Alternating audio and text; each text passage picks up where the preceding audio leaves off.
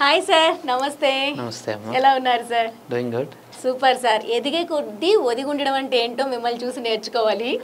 ఏంటంటే 25 సినిమాలు తీశారు, ఎన్నో అవార్డ్ మూవీస్ ఉన్నాయి, ఎంతో మందిని ఇన్స్పైర్ చేసే సబ్జెక్ట్ ఉంది, producer, director, writer, what not everything అయి మీరే ముందుకు నడిపిస్తూ ఉంటారు. అయినా ఇంత కూడా ఆ ఫేస్లో గర్వం అనేది ఎక్కడ కనిపించదు. సో ఎలా సార్ ఇది సాధ్యం? నాకు నచ్చిన పని చేస్తున్నా, ఐఎమ్ ఎంజాయింగ్ ఇట్. అంటే it's like any other profession. నా ప్రొఫెషన్ నేను రెస్పెక్ట్ చేస్తాను. నేను ఎప్పుడూ అనేది ఒక డాక్టర్ ఈ సొసైటీకి అంత ఇంపార్టెంట్, ఒక డైరెక్టర్ కూడా అంతే ఇంపార్టెంట్. నా వర్క్ నేను ఆనెస్ట్గా చేస్తున్నంత వరకు ఐఎమ్ వెరీ హ్యాపీ. సో ఇది చాలా పెద్ద వర్క్ అని లేకపోతే గొప్ప వర్క్ అని కూడా ఏం కాదు. బట్ ఎవరు చేసినా పని చేస్తున్న వాళ్ళు సిన్సియర్గా మనస్ఫూర్తిగా చేస్తే దట్స్ గుడ్. నార్మల్గా ఒక సక్సెస్ వచ్చిన తర్వాత ఫేస్లో అంటే మన ఫీలింగ్స్ వేరే ఉంటాయి, కొంచెం ఫెయిల్యూర్ వచ్చిన తర్వాత ఒకలా ఉంటాయి. కానీ రెండిటికి కూడా మీరు ఒకే నిదానంగా ఉండడం మాత్రం రేర్ పర్సనాలిటీస్లో మాత్రమే చూడగలుగుతాము. అందులో మీరు first ఉంటారనిపిస్తుంది sir.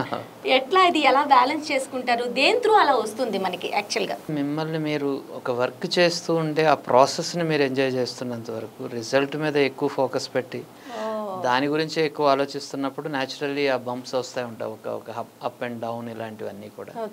As long as నాకు నచ్చిన వర్క్, నాకు నచ్చిన స్టోరీ లైన్స్ మీద నేను నాకు ఉన్న వెసులుబాటులో ద బెస్ట్ ఇవ్వడం కోసం నేను ట్రై చేస్తున్నా.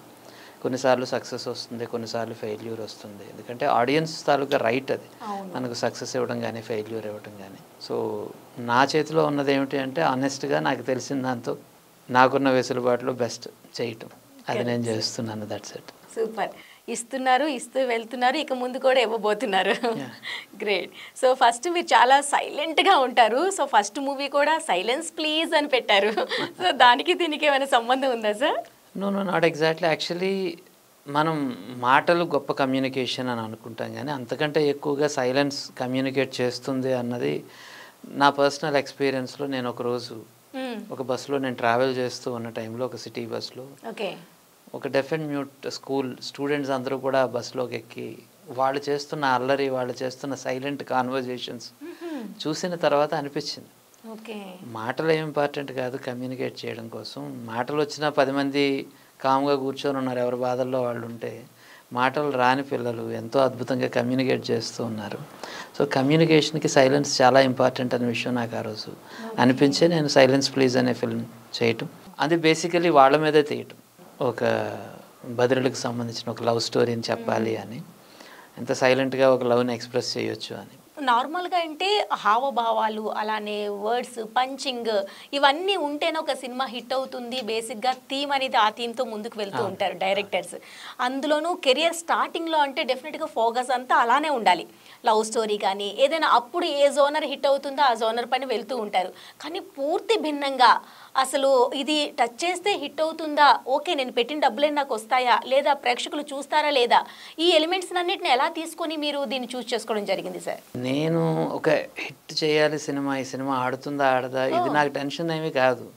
నేను అసలు ఒక సినిమా తీయగలనా లేదా, నేను ఒక కథ చెప్పగలనా లేదా అన్నది ఒకటే నాకున్న కన్సర్న్. ఆ సినిమా చేసిన తర్వాత నేను చెప్పింది మీకు అర్థమైందా, నా కథ మీకు అర్థమైందా, okay I good enough to be a technician. See there are 2 aspects in film making. ఒకటి నేను ఏదో చెప్పాలనుకుంటా, మీకు ఇంకేదో అర్థమై చాలా అద్భుతంగా ఉంది అని మీరు నన్ను ఓకే చేసిన దానికంటే కూడా నేను చెప్పాలనుకున్నది మీకు అర్థమయ్యేది మీకు నచ్చకపోయినా నేను హ్యాపీ. ఎందుకంటే టెక్నీషియన్గా నేను అట్లీస్ట్ సక్సెస్ అయ్యాను. నేను చెప్పాలనుకున్నది మీకు అర్థం కావాలి.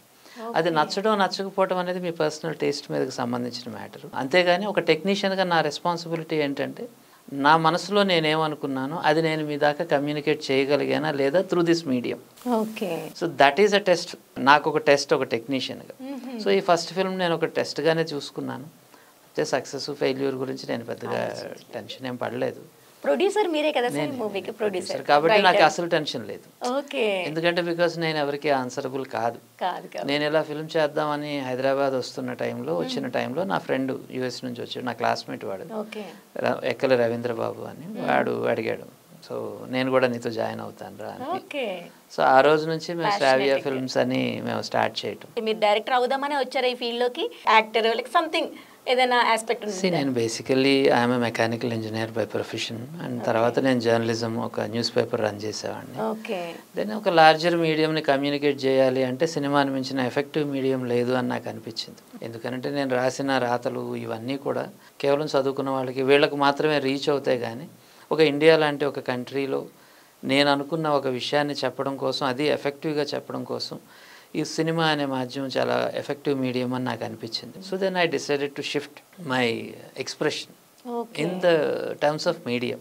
న్యూస్ పేపర్ నుంచి నేను ఫిల్మ్కి షిఫ్ట్ అయ్యారు. సో ఎటువంటి ఎక్స్పీరియన్స్ అయితే ఏమీ లేదు డైరెక్షన్లో కానీ రైటింగ్లో కానీ. రైటింగ్ అంటే ఆల్రెడీ జర్నలిజం చేశారు కాబట్టి అది ఉంటుంది.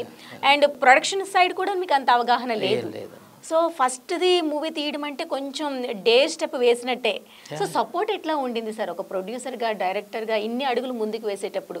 ఈ రోజుకైనా నేను ఎప్పుడైనా అనేది ఏంటంటే మనం ఇన్ఫార్మ్డ్ డెసిషన్ తీసుకోవాలి అని చెప్పి. ఇది రాంగ్గా మనకు తెలిసి తెలియకుండా ఏ పని చేయకూడదు. Suppose you want to start a YouTube channel, you should understand ఆ మార్కెట్, ఆ డైమెన్షను, లేకపోతే మనకున్న సీనియర్స్ని కలవటం, విషయాలు కనుక్కోవటం.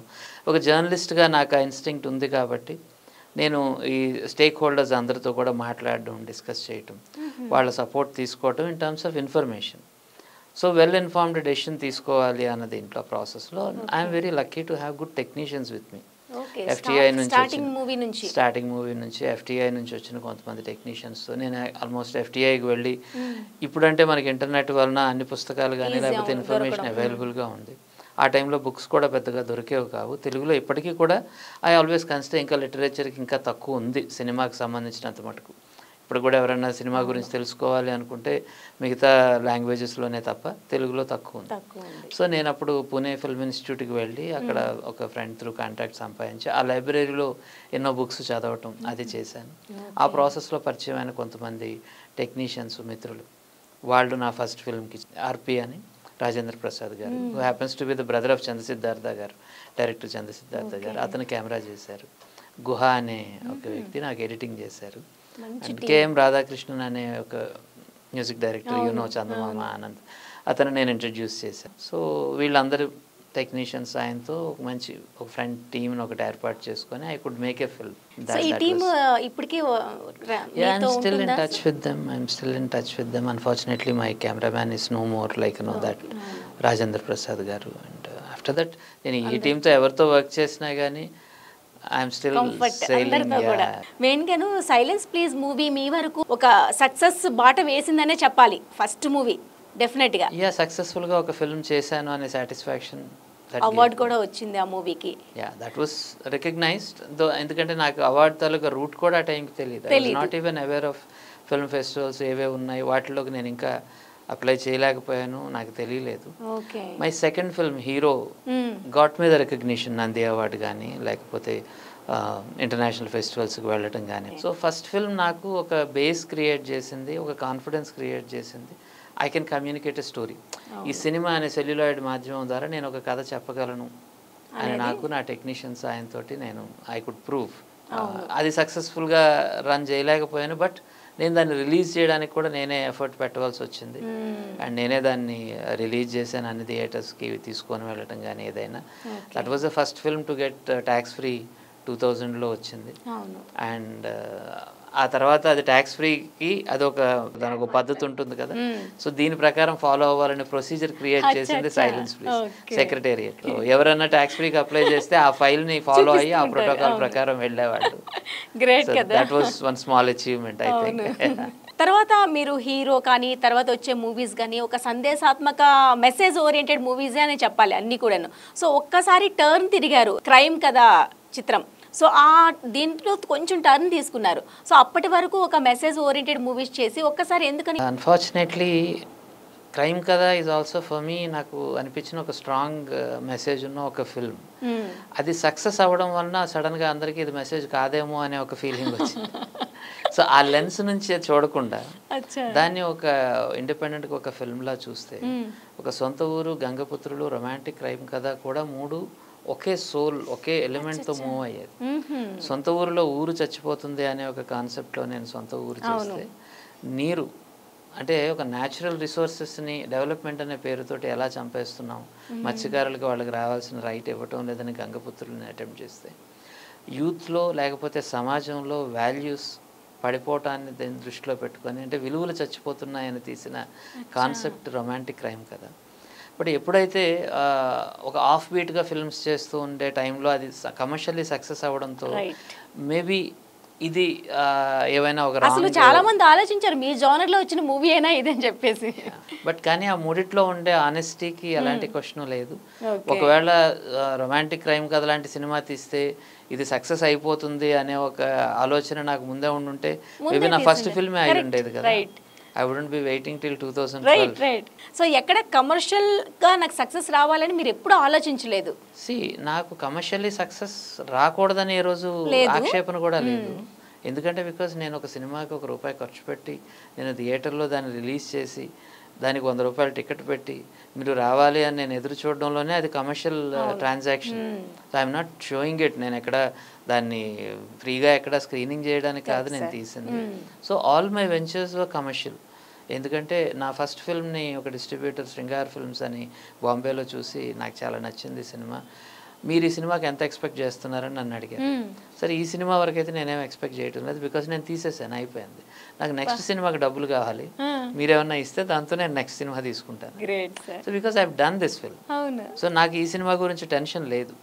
నా నెక్స్ట్ సినిమాకి I need to rise my resources. ఈ రోజు కూడా నా ఇంటెన్షన్ తీసేసిన సినిమా గురించి టెన్షన్ కాదు, నెక్స్ట్ తీయబోయే సినిమాకి నా రిసోర్సెస్ ఎలా. ఇఫ్ కమర్షియల్లీ అది థియేటర్స్ నుంచి నాకు వచ్చింది అంటే that gives me more health. అంటే నాకు ఒక ఫైనాన్షియల్ హెల్త్ కూడా కావాలి కదా. ఒక టీమ్ని ఒక 24 yearsగా నేను రన్ చేస్తున్నాను అంటే సో డెఫినెట్గా నాకు మార్కెట్ సపోర్ట్ చేయకపోతే నేను ఎలా సర్వైవ్ అవ్వగలను. So I definitely need commercial success also. So ఈ ప్రాసెస్లో ఏంటంటే మనం ఎక్స్పెక్ట్ చేసి మనం చేయడం వల్ల వచ్చేది ఏమి ఉండదు అన్నది నాకు అర్థమైన ఒక విషయం. మీరు ఆనెస్ట్గా ఒక ఫిల్మ్ చేయండి, ఆడియన్స్ మీకు ఏమి ప్రిస్క్రిప్షన్ ఇవ్వలేదు నాకు ఇది కావాలి అని చెప్పి మీరు ఒక మంచి సినిమా ఇస్తే వాళ్ళకి అది నచ్చితే ఈ మంచి సినిమా థియేటర్లో ఉంది అని మీరు చెప్పగలగాలి. అది కూడా మన ఇంపార్టెన్స్ అనే విషయం నాకు అర్థమైంది. నేను ఎప్పుడు నా ఫ్రెండ్స్తో కూడా చెప్తుంటాను, ఒక సినిమా మార్నింగ్ షోకి జనం రాకపోతే అది ప్రొడ్యూసర్ ఫెయిల్యూర్, మ్యాట్నీకి జనం రాకపోతే డైరెక్టర్స్ ఫెయిల్యూర్ అని. మంచి పాయింట్ చెప్పారు. సో అసలు సినిమా బాగోలేదు అని చెప్పడానికైనా కొంతమంది రావాలి కదా. సో బాగుంది అని చెప్పడానికైనా బాగోలేదని చెప్పడానికైనా కానీ మన approach towards the market. So market డెఫినెట్గా మిమ్మల్ని క్వశ్చన్ చేస్తుంది, మిమ్మల్ని డౌట్ పడుతుంది. ఏముంది నీలో, నీకు ₹100 ఎందుకు ఇవ్వాలి, మోర్ దాన్ దాట్ నీకు 2 గంటలు టైం ఎందుకు ఇవ్వాలి అని. ఈరోజు రేపు పేరెంట్స్ పక్కన కూర్చోడానికి పిల్లలకి టైం లేని టైంలో ఒక 2 గంటలు ఒక పక్క నువ్వేదో తీసిన దాన్ని చూడడం కోసం ఎందుకు ఖర్చు పెడతాడు? Until and unless they are convinced ఏదో సంథింగ్ నా టైంకి ఒక జడ్జ్ ఒక వర్త్ ఇవ్వగలడు అనే ఒక కాన్ఫిడెన్స్ నేను ఇవ్వలేకపోతే they will reject me out rightly. So ఒకవేళ పొరపాటున ఎవరైనా వచ్చినా వాళ్ళకి నచ్చలేదు అనుకోండి, వాళ్ళు రిజెక్ట్ చేస్తారు. సో కంటెంట్ నచ్చేటట్టు తీయటం మన బాధ్యత. సార్ యాక్చువల్గా మీకు ఏ జోనర్ అంటే ఎక్కువ ఇష్టం, ఎలాంటి మూవీస్ తీయడానికి ఎక్కువగా మీరు మగ్గు చూపుతుంటారు? నేను అన్ని రకాల సినిమాలు చూస్తానమ్మా. I'm film buff. నాకు లాంగ్వేజ్తో సంబంధం లేదు, జానర్తో సంబంధం లేదు, నాకు సినిమా అంటే ఇష్టం. రకరకాల ఒక్కొక్కరికి ఒక్కో మెరిట్ ఉంటుంది. సో ఒక్కొక్క కెపాసిటీలో వాళ్ళు తీయగలుగుతారు. ఒకరు పొయిటిక్గా తీయగలుగుతారు, ఇంకొకరు మ్యూజికల్గా చేయగలుగుతారు. సో వరల్డ్ హ్యాస్ ఎంతోమంది మేధావులతో నిండిపోయింది ప్రపంచం. వాళ్ళు చేసే సినిమాలన్నింటినీ కూడా నేను అప్రిషియేట్ చేస్తాను. సో నేను ఏమి తీయాలి అనేది ఒక క్వశ్చన్ వచ్చినప్పుడు కొన్ని టాపిక్స్ ఉంటాయి. నేను యూజువల్లీ నా ఫ్రెండ్ రవి, ఇప్పుడు now he is no more but still he is with me, like నేను అరే ఇది మనం కాకపోతే ఇంకెవడో చెప్పడరా ఇది చేద్దామని అంటుంటాను. ఇట్స్ అ గుడ్ టాపిక్, మంచి సినిమా, మంచి ఆలోచన, దీన్ని మనం చెప్పాలి. ఫర్ ఎగ్జాంపుల్ గల్ఫ్ అనే ఒక టాపిక్ మనం తీసుకుంటే 40 సంవత్సరాలుగా కొన్ని లక్షల మంది అక్కడికి వెళ్ళి వాళ్ళ జీవితాన్ని దారబోసి అక్కడ నుంచి కొన్ని కోట్లాది రూపాయలు ఇక్కడికి పంపిస్తూ మన ఈరోజు ఉన్న సోషల్ స్టాండర్డ్లో వాళ్ళు కూడా తెలియకుండా కాంట్రిబ్యూట్ చేస్తున్నప్పటికీ కూడా వాళ్ళకి సంబంధించి మెయిన్ స్ట్రీమ్లో ఒక్క సినిమా కూడా రాకపోవటం అనేది ఒక పెద్ద లెక్కన. ఎవరో ఒకరు దీని గురించి సినిమా తీస్తే బాగుంటుంది. సో అందుకని నేను గల్ఫ్ అనే ఒక సినిమా తీసాను. సూపర్ మూవీ సార్, ఎంత బాగుంది. సో లైక్ దట్ నేను తీసిన సినిమాలన్నీ కూడా, ఆ తీసిన సినిమా నన్ను హాంట్ చేస్తే 10 కథలు రాస్తాం. మనకి ప్రతిరోజు ఆలోచించడం చాలా సింపుల్. ప్రతి ఒక్కరు కూడా నా దృష్టిలో నా ప్రతి ప్రేక్షకుడు కూడా ఒక గొప్ప కథా రచయిత. బయటకు వచ్చి సినిమా నుంచి బయటకు వస్తున్నప్పుడు వాళ్ళ స్క్రీన్ ప్లే గురించి చెప్తూ ఉంటే అనిపిస్తూ ఉంటుంది, ఎందుకు ఈ మాత్రం కూడా ఎందుకు ఆలోచించలేకపోయాను నేను. So everybody is intelligent. So మన అదృష్టం బాగుండి ఇంత దూరం రాగలిగి ఇంతమంది టీంని మనం సెట్ చేసుకోగలిగాం కాబట్టి నేను ఒక కథ చెప్తున్నాను తప్ప ఈ రకంగా కూడా నేను నా ఆడియన్ కంటే తెలివైనని ఏ రోజు నేను ఫీల్ అవ్వలేదు. సో కలెక్టివ్గా వాళ్ళ ఎమోషన్స్ని క్యాప్చర్ చేయడం కోసం మనం చేసే ఒక ప్రయత్నమే ఇది కూర్చొని. కొన్నిసార్లు వాళ్ళ ఎక్స్పెక్టేషన్స్ని మీట్ అవుతాం, అప్పుడు మనకు సక్సెస్ ఇస్తారు. కొన్నిసార్లు వాళ్ళ ఎక్స్పెక్టేషన్స్ మీట్ కావు, రిజెక్ట్ చేస్తారు. సో ఆ రైట్ వాళ్ళకు ఉంది.